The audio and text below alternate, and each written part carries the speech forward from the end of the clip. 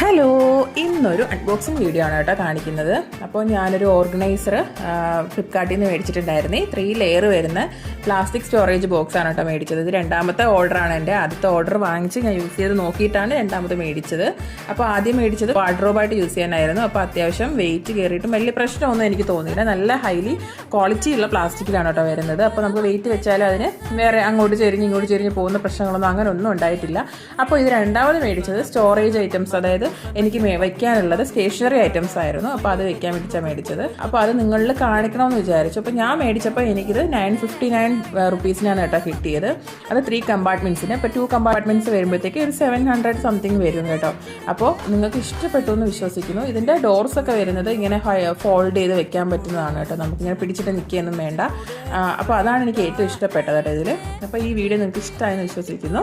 അപ്പോൾ അടുത്ത വീഡിയോ ആയിട്ട് കാണാം.